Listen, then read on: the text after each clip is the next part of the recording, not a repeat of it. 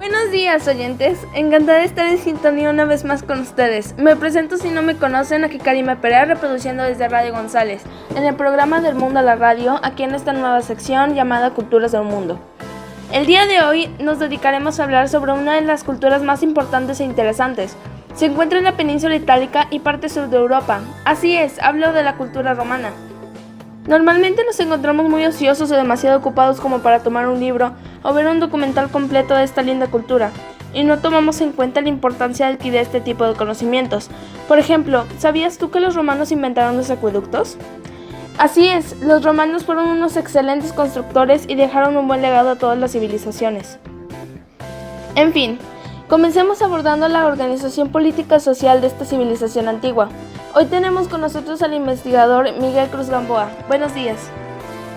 Buenos días, Karime. Estoy muy feliz de estar aquí.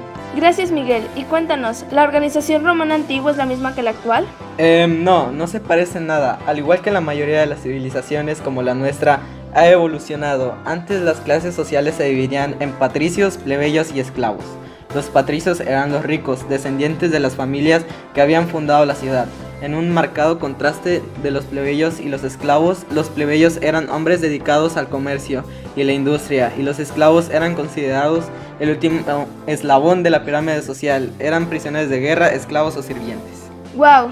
Tengo mucha curiosidad en el que la mayoría de las sociedades antiguas había demasiada diferencia en cuestión de economía.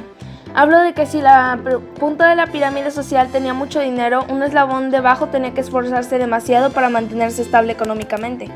Aunque no lo creas, esto muchas veces se debía a las creencias o a la religión que profesaban. Ya que estamos tocando el tema de religión, investigué un poco para este segmento y encontré unas cosas muy interesantes sobre su cosmología. La religión romana y de los griegos era muy similar, ¿sabes? En cuanto a la conformación de todos los factores en un cuerpo de creencias y enseñanzas. Existían dos tipos de cultos: los del hogar, que se servía para la unión amplia, y las públicas, que mantenían el pensamiento hacia la patria y el respeto del Estado. ¿Eran católicos? Los antiguos no. Ellos eran politeístas, es decir, que tenían diferentes dioses, y lo más interesante de esto es que los clasificaban por medio de los planetas. Por ejemplo, Júpiter representaba a Zeus, el dios de los dioses. Poseidón representaba a Neptuno y a su vez daba referencia al mar. Cada dios representaba un factor importante que giraba en torno a la tierra y al hombre, ya que se pensaba que éramos el centro de todo y que estábamos bendecidos por los dioses. Sí, y es por eso que los fundadores de las ciudades eran tan ricos, porque ellos estuvieron ahí primero. Sí, exacto. Aunque miles de años después llegó el catolicismo y la iglesia, la cual nació en Roma. Oye, ¿y el Coliseo qué representaba? No, era un tipo de anfiteatro. Ya sabes, era un tipo de entretenimiento. Así como nosotros tenemos cines y parques temáticos, ellos la construyeron principalmente para hacer a los gladiadores pelear. Agradezco que me hayas ayudado a librar algunas dudas sobre el sistema político de la Roma antigua. Muchas gracias. Claro, de nada, un gusto haber contribuido. Ahora pasaremos a la sección de la gastronomía. Hoy tenemos con nosotros al chef Yanes. Muchas gracias. Bueno, primeramente, al igual que nosotros, la cultura romana es una de las civilizaciones más ricas en gastronomía, ya que con pobres ingredientes pueden hacer platos muy creativos, imaginativos y deliciosos. La comida pasó de representar un mero medio para la supervivencia a todo un ritual. Fue entonces cuando, debido a los esfuerzos físicos que requerían los oficios, se pasó de hacer 3 comidas al día a 4. Pero los romanos no siempre han tenido la pasta como eje central de su alimentación, y es que hasta que llegara este alimento eran otros los ingredientes que comían. ¿Qué comían antes? Bueno, mayormente eran frutas dulces y verduras, al igual que la carne. De hecho, la carne es el plato fuerte en todas las comidas elegantes, tanto en la antigua Roma como en la actual. Es una de las pequeñas tradiciones o aficiones que la gastronomía romana ha conservado al pasar del tiempo. Tengo curiosidad, ¿qué definía la comida de la antigua Roma? Si algo definía en la cultura gastronómica de la antigua Roma era el mal gasto y la falta de coherencia de su comida. Los platos eran elaborados sin ningún cuidado y con un sinfín de ingredientes, dando como resultado recetas grasientas y sabores y texturas mezcladas sin ningún sentido del gusto. Sobre la mesa, los pudientes se podían encontrar un sinfín de embutidos, pescado frito, dulces elaborados con pan y miel, aceitunas en salmuera, carnes asadas, frutas y quesos, entre otros productos. Vaya, de cierta manera se parece mucho a nuestra alimentación, ¿verdad? Sí, se parece a alimentación similar a la nuestra, aunque las variedades de carne pueden sorprender a muchos, ya que además de cerdo, buey, cordero, oveja, cabra o ciervo, los loros y los flamencos eran platos muy cotizados.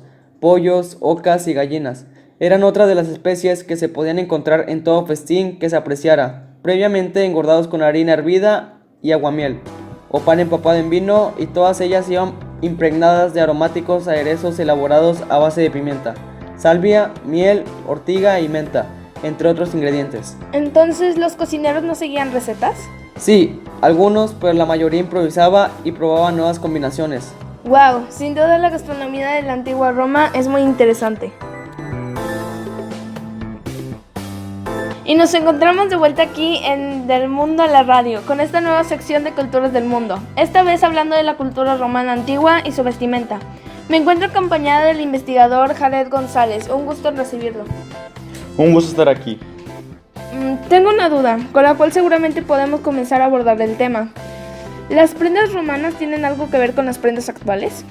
No se parecen en su gran mayoría, pero hay algunas similitudes, como por ejemplo, los accesorios pequeños, solo que estos eran portados únicamente por los linajes ricos, ya que las joyas que usaban eran de oro, plata y piedras preciosas.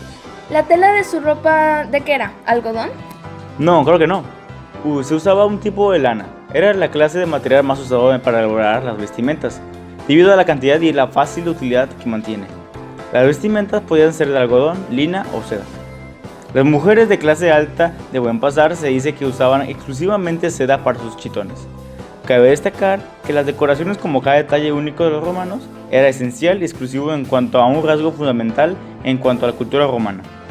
¿Qué son los chitones? Los chitones son túnicas que se componían por dos piezas rectangulares de tela cosidas a los costados, con una abertura abajo a los hombros para permitir pasar los brazos.